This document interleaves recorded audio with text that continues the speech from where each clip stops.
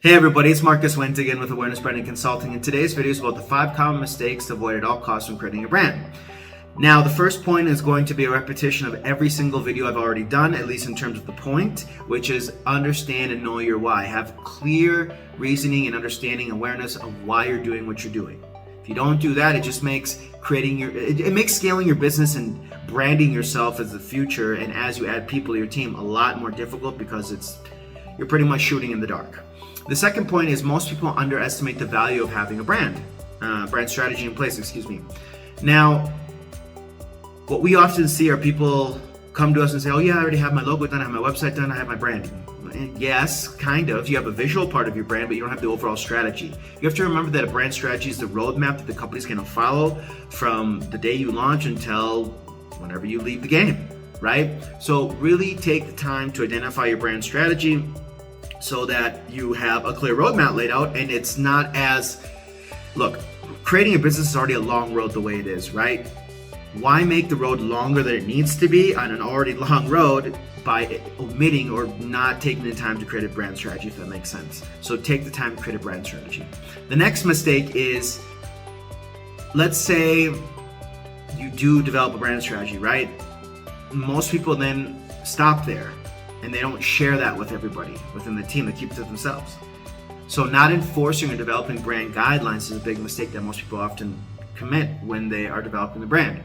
So again, if you have a brand strategy, you need to share that with everybody in the team. They need to understand what's expected, how they should hold themselves. They need to feel part of the company in their blood, right? And that is through guidelines. That's through the inspiration that you provide to them as a leader.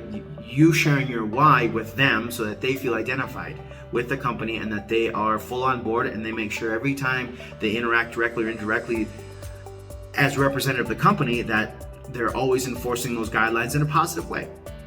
The next mistakes, which are number 4 and 5, which I'll combine them both, are lack of brand messaging and the tone of voice, right? So most brands, when they start off, they haven't clearly defined a messaging. So how do you expect to have the ability to pull people in, emotionally engage them, inspire them, and compel them to want to do business with you?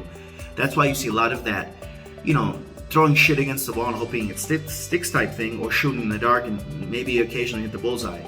That's why that happens, because most brands don't have a clearly defined message, right? What's your message? And then they don't know how to communicate it with their tone of voice, right? Or they'll change their voices. The way they communicate things are very inconsistent, so it creates doubt and insecurity in people, and you don't want that as a company. So for example, our messaging and our tone of voice is, our messaging is, hey, look, we're a place of refuge and reliability for the everyday small business owner. You can come to us, we will always help you, but most importantly, we're going to hold you accountable if you genuinely want to become a successful entrepreneur, and you genuinely want to create your business the right way, right? No cutting corners, putting in the work, being disciplined, and working intelligently, right? We'll push back on you.